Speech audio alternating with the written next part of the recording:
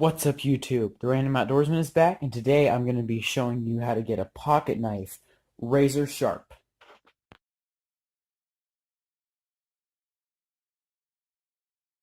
Alright, so first you need to just have a 1,000 and 6,000 grit whetstone and some kind of strop. I made this one myself out of a piece of wood, some leather, and some wood glue.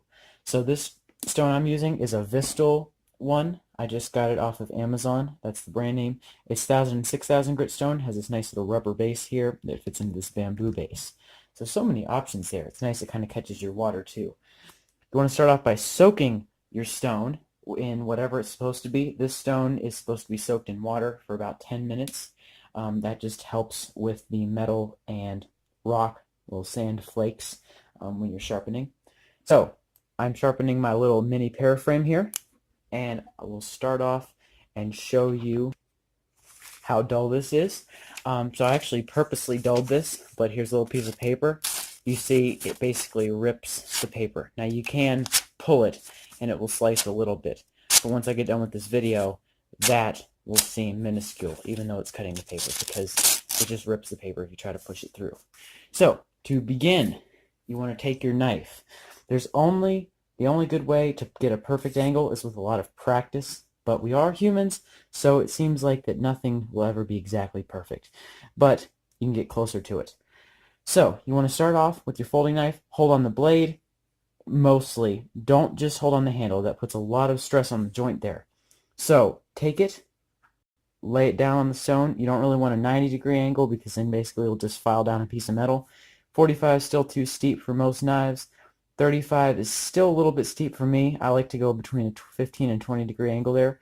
What I do is, if there's still some kind of an edge, I just roll it up until the space between the knife and the stone goes away, and then I know I have the right angle.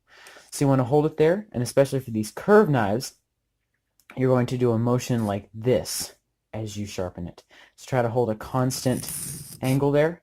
Now, this is a 1,000 grit stone. You hear how kind of rough that sounds. The reason is because it's gripping the metal so much. So you want to kind of do that rolling motion. I normally just use one hand.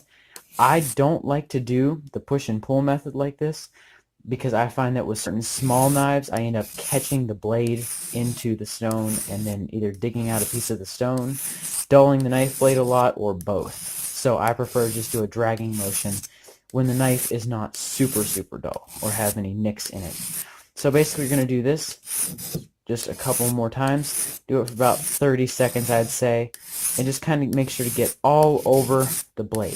The more consistent angle you hold, the fewer little micro bevels you're going to get in your blade, because you don't want a bunch of those. You just want it to be the blade goes down, there's a bevel, and that goes all the way to the edge. You don't want there to be a bunch of little bevels in between in there. So that knife seems to be pretty sharp. You can tell because it starts looking nice and shiny, and the little grain pattern starts going the same way of where the little rocks have scraped the metal. So now we come to the other side. I sometimes prefer to pull the knife with my dominant hand, but you can push it. It's just a little bit harder until you've practiced it. So just do the same motion. You hear how rough that is starting out, just like the last time. Trying to get out some of those scrapes it had in it. Now it's starting to become a little bit smoother. So basically just do about the same amount that you did with the other side, and really you'd be surprised how fast the stone takes off the metal. You don't really have to do it for that long. Definitely don't overdo it, because you could just basically sit here and sand down your blade all day. That's not what you want to do. So that's just about good. Look at your blade. Make sure you pretty much have all one bevel. I do. Maybe sharpen up the tip a little bit more. And now flip it over to your 6,000 grit. I'm pretty sure you could use a 4,000 grit, just about the same. Just a high grit. I really like the 6,000. So basically you'll do the exact same thing. You see that those black streaks are little bits of metal and rock coming off. So as you're standing here doing this, really you just have a little bit of time here to think about what you're going to do with your knife once it's sharp. Are you going to cut open a box? Are you going to, for some reason, use a little pocket knife to make a soup? I don't know. You might if you were Dutch bushcraft knives. I know they do everything with their knives. But for me, I just want to get this sharpened so it'll cut paper and be neat.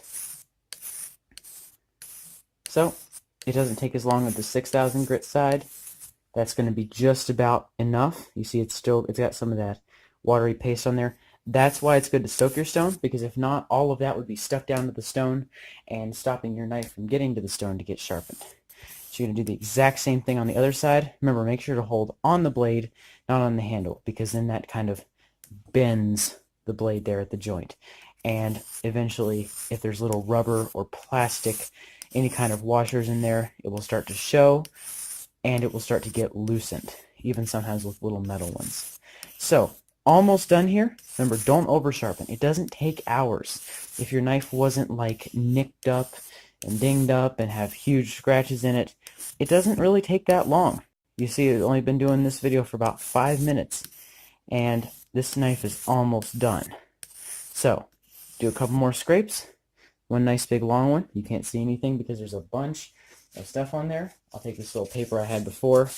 Wipe that off before you go to your strop, because if not, it just kind of pastes all over the strop. That's not good. So, you don't want your strop all clogged up with dust. Now go to your strop. You don't need compounds. You don't need them. Because eventually, even if you did do a full procession of compounds, you would end up at the end with just a normal piece of leather. So one thing I want to point out, you want to push down onto it a little bit harder than with the stone. I just find that to be better. You don't just want to kind of skim across. It really doesn't do anything, because you are trying to sharpen a piece of metal with an old dried piece of skin, basically hide. Now, one thing also I will point out is that leather is kind of like hair. So one way it sticks up when you rub it, the other way it goes down. So you want to go the up way, like that. Gets a little bit more abrasion on there. I prefer to do it like this. You can also feel a little bit more grab. So just do it just a little bit more.